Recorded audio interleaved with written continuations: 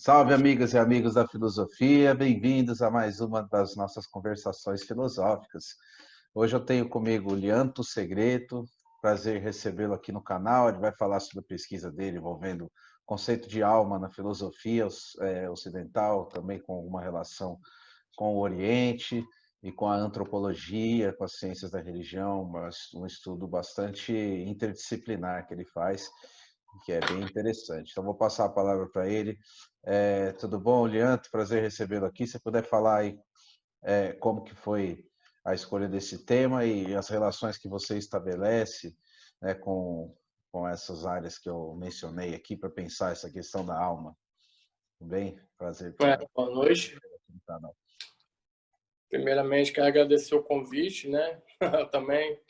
E, de certa forma, como posso dizer mais claramente, bem, os meus estudos, né, do que é a alma, assim, foi tudo fundamentado a partir da minha época da minha graduação. Então, a graduação me possibilitou ganhar fôlego e até embasamento para eu construir um arcabouço do que é a alma. E essa alma, de certa forma, eu fui estudar desde a Grécia Antiga. Como que isso perpassou pelos pré-socráticos, como é que isso perpassou também pelos, né, socráticos, né? Você vê a influência de Sócrates referenciando muito bem sobre isso, Platão, né? E até chegar também no Oriente, porque eu fui pesquisar também coisas da filosofia na Índia, da filosofia também oriental, para pesquisar, para fundamentar o que é a alma. Eu realmente, assim, entrei a fundo a estudar como que isso gerou, né, o conceito de alma. O conceito de alma está gerado, totalmente fundamentado nesse, você pode falar, numa tradição ocidental, ela está embutida ao corpo, né? Está totalmente entrelaçada ao corpo, mas corpo de quem, né? Como é que isso está relacionado até fundamentar o que é a alma? Qual é a ontologia da alma? O que é a alma de fato, né? E aí a antropologia filosófica, né? Estudando isso na minha graduação, a gente teve a Filos, né? Que é a primeira semana de graduação dos alunos, né? Que a gente fundou. A gente teve uma discussão muito boa. Eu escrevi um artigo sobre ciência e religião. E nesse artigo eu comecei a estudar qual é o papel da alma na ciência e qual é o papel da alma perante a religião. Então, nessas convergências e divergências, foram garantindo um estudo mais embasado em cima disso, né? Uhum. E daí você chegou até a contemporaneidade para pensar essa questão. A contemporaneidade e também na antropologia filosófica, né? A antropologia filosófica, que é uma coisa, assim, que eu posso dizer assim, contemporânea, né? Até então, o século XIX não existia na ciência dos homens. Como O que que você é a definiria essa antropologia no sentido filosófico? Porque a gente tem uma ciência, né? Enfim, até o conceito de ciência, da antropologia é discutido, mas enfim, é uma ciência humana, né? Que pensa o homem, o ser humano. E existe a antropologia filosófica, né? Que, enfim, tenta pensar filosoficamente essa questão do ser humano. Como é que você definiria isso, a antropologia filosófica? É para pensar o ser do ser humano. Qual é o ser do ser humano, né? Então, a ontologia, que é a base da antropologia filosófica, é pensar qual é o ser do ser humano. O que faz o ser humano ser um ser humano? Qual é o ser que habita nele, né? Então, pensar não é só também refugiar um dualismo, não também ontológico, pensar entre mente, corpo, alma e corpo, né? Existe algo que está por detrás da mente ou algo por detrás também da alma, né? Então tudo isso está embutido nessas questões que estão embutidas na própria antropologia, que dá o fundamento por isso, né? Perante a ciência é uma coisa, agora perante a religião é outra coisa. Então eu acho que vai cair nesses dois meandros, né? Não tem E daí essa questão da alma, como é que você fez a pesquisa, ou está fazendo a pesquisa, tentando pensar essa questão desde a antiguidade até até o contemporâneo, que é o espectro é muito amplo, né? Você fez algum recorte? Como é que você faz para analisar esse problema? Então, aí eu tentando recortar a partir disso, eu comecei a estudar, a fundamentar o quê? Todas as formas de conhecimentos, né? Todos os conhecimentos que são gerados a partir da modernidade. Porque a modernidade é o cerne de separação disso, né? Do que é ciência, do que é religião. Não que hoje em dia você possa juntar as duas coisas, mas objetos diferentes. Então, como é que eu posso pensar para construir isso a partir dentro de uma ciência ou dentro de uma religião? E aí eu vi, a partir disso, começar a estudar até as antropologias que se tem hoje em dia, que são as antropologias decoloniais, né? De tradições que embutiram todos esses conhecimentos, né? Para pensar o que é o ser do ser humano, né? Então, aí fui em Lévi-Strauss, né? Com o último artigo que eu escrevi sobre ancestralidade e ontologia, né? O que faz pensar esse estudo da antropologia perante aos modos decoloniais, né? Que ainda que se possa pensar isso perante a cultura ocidental é uma coisa, perante a cultura ameríndia, perante a cultura africana é uma outra coisa. Então, tudo isso está embutido nessas, posso dizer assim, questões ainda, são questões, né? Não tem uma resposta pronta. Sobre a ancestralidade, como é que você diria dessa ancestralidade? Como que isso entra na filosofia? Como é que você pensa isso filosoficamente? Olha, primeiramente, para pensar na ancestralidade, a gente tem que resgatar isso de alguma forma mais íntima com a gente. Eu digo de uma, assim, mais pessoal dentro de cada um, o que é que gerou você. O que é? Não é você cair num determinismo biológico, eu sou filho do meu pai, sou filho da minha mãe, minha mãe é filha da minha mãe, da mãe dela. Não. Eu acho que tem uma coisa que o Lévi-Strauss fala do que é o grau de parentesco, né? Essa coisa, quais são os parentescos que geraram para fundamentar quem você é? Mas é que tá, você vai ter uma resposta. Mas essa resposta não é uma coisa dada. Tem que se questionar isso, né?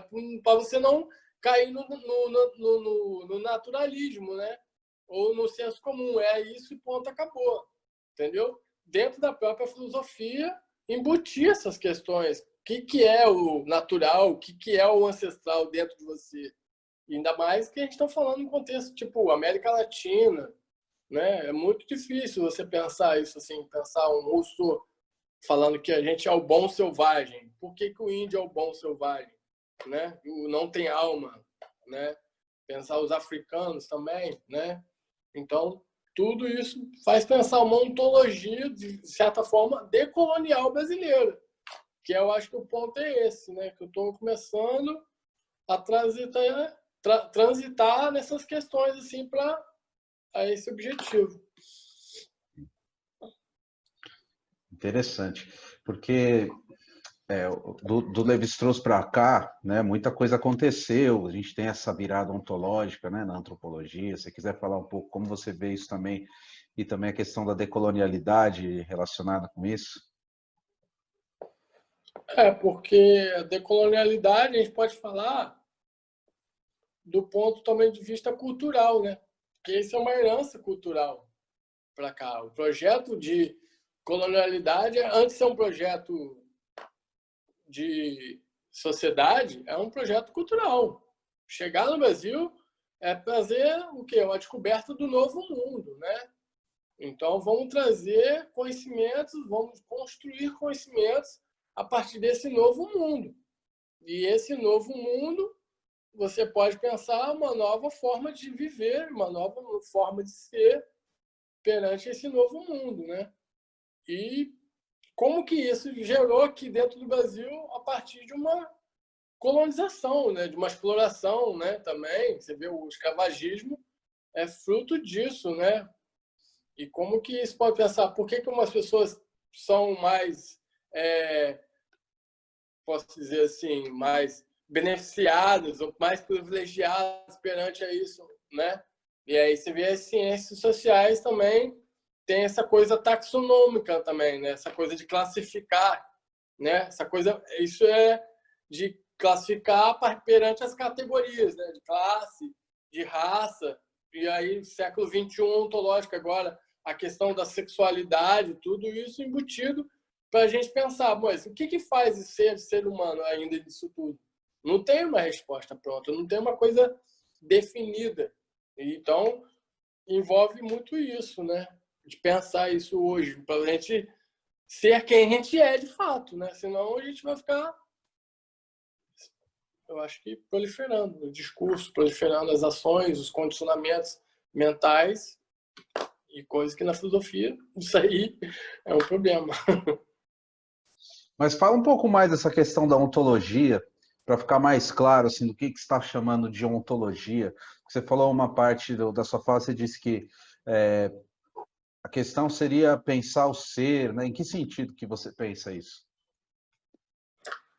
Bem, pensar o ser, eu não quero pensar o ser enquanto ser, porque isso já é uma tradição aristotélica também, de certa Porque forma. eu faço essa pergunta pelo seguinte, né? Na filosofia, quando a gente ouve essa palavra ontologia, tem bilhões de sentidos. Então tem ontologia para os antigos, né? E aí cada um tem a sua ontologia, o seu discurso ontologia. Você falou do Aristóteles, poderia lembrar outros autores, a Idade Média também, né?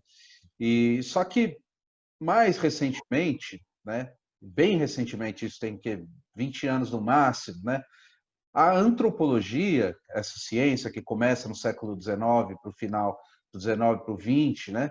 Ela agora recentemente sofreu essa mutação que alguns chamam de virada ontológica, ou seja, a antropologia está começando a se questionar, né, sobre o ser, né? Mas uma questão que é filosófica, a antropologia está disputando, de certa forma, o discurso sobre o ser com a filosofia, né? E aí alguns desses autores têm se posicionado tentando deslocar o sentido da própria filosofia como discurso ocidental do ser. Então, por exemplo, o próprio Lévi-Strauss já apontava que a filosofia ocidental seria uma espécie de mito, né, uma espécie de mito ocidental, mito europeu, né, que tenta falar do ser, busca falar do ser, diz que fala do ser, mas na verdade é só uma forma cultural do Ocidente de falar sobre questões que outras culturas também falam, cada uma a seu modo. E aí, mais recentemente, depois do Lévi-Strauss, né, isso agora, enfim, o Felipe Descolar, os Viveiros de Castro, o Martin Holbert, tem alguns outros autores também que têm pensado a antropologia como uma disputa, levando adiante essa suspeita, né, do Lévi-Strauss e tudo. Então, é nesse sentido que eu te pergunto, né, como que você pensa essa questão da ontologia para pensar o atual, a atualidade, né? E onde que fica essa questão da decolonialidade nessa disputa pela ontologia, pelo discurso do ser? Bem, para a gente pensar isso, eu acho que como que gerou essa ciência no Ocidente, a partir da modernidade. A modernidade ela foi embutida a partir dessas formas de conhecimentos de várias formas, pela experiência, pela razão, pelo conhecimento das ideias, né? Vários tipos de conhecimentos. Mas pensar a própria ciência como um fundamento para a constituição dessa ciência do que a gente está falando aqui, do que é a antropologia do século XIX. E a virada ontológica hoje, eu vejo porque toda essa ciência ela está fundamentada numa teoria do conhecimento entre uma base epistemológica muito básica, que é entre sujeito e objeto.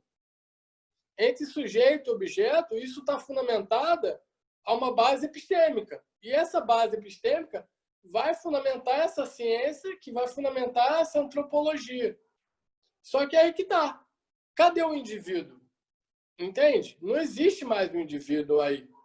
O indivíduo é uma coisa que está por detrás do que é sujeito, do que é objeto. E aí, quem é esse indivíduo que está fazendo ciência? quem é esse indivíduo que está reformulando essa ciência? Então, você já vê os estudos, no caso, propriamente até o do Foucault.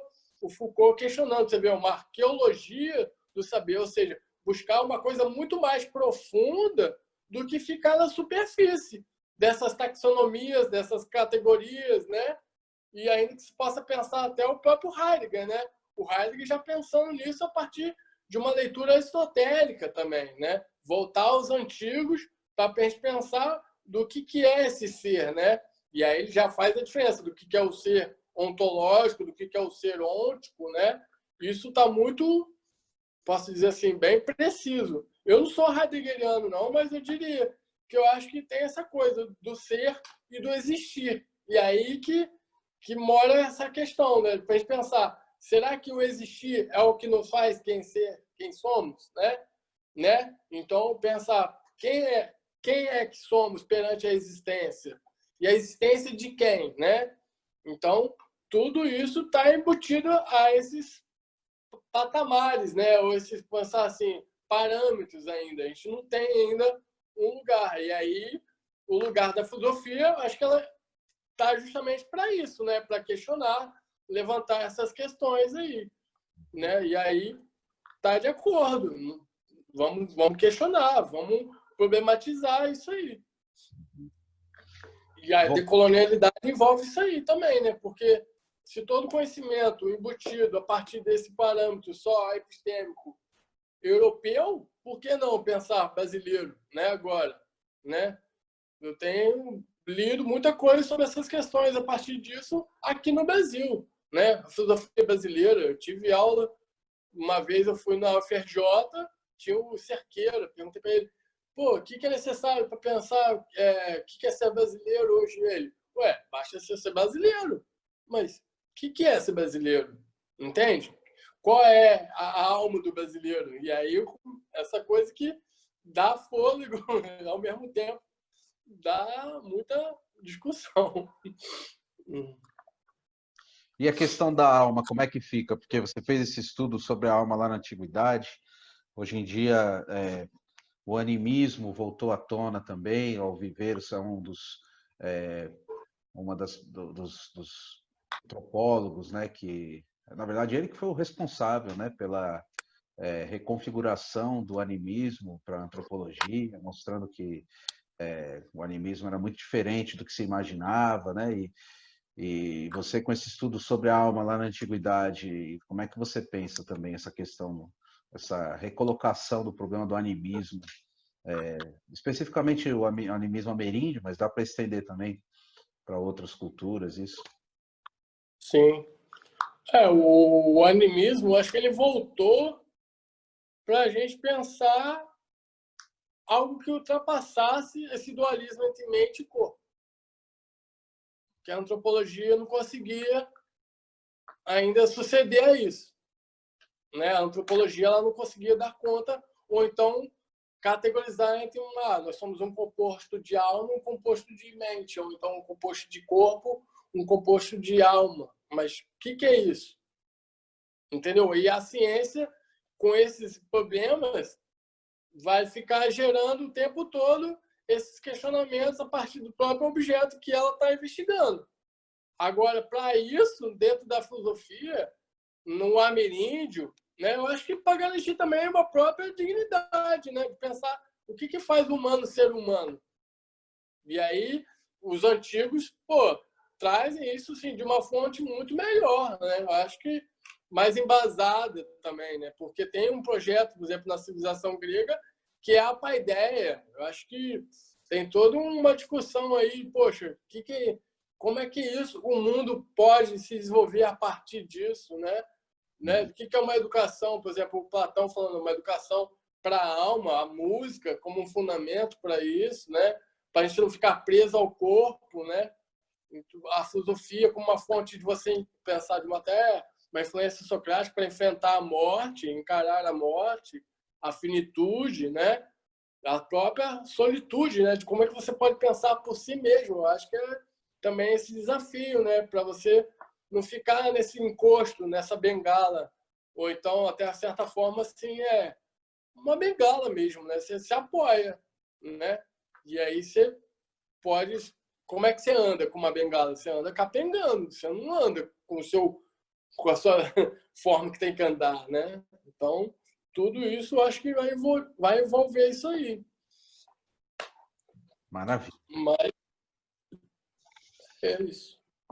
Bom, Lianto, para mim tá um prazer essa conversa, mas eu queria, enfim, pedir para você, se quiser falar uma última coisa aí, acho que a gente já falou sobre os assuntos principais que mobilizam sua pesquisa, né? A questão da alma da antiguidade até hoje, que é um assunto bem amplo, né? Muito difícil de fazer um recorte, né? Mas, enfim, essa é uma pesquisa que está em andamento, né? Espero que você consiga costurar bem esse problema, que é um problema essencial, fundamental e bastante atual também.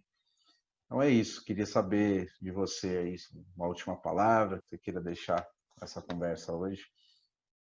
Pô, primeiramente, só agradecer, deixar para que todos que tiverem vontade de pesquisar, querer discutir, problematizar isso, sinta-se aberto. Eu estou aqui para pensar isso. Eu acho que o meu propósito é trazer essas questões à tona.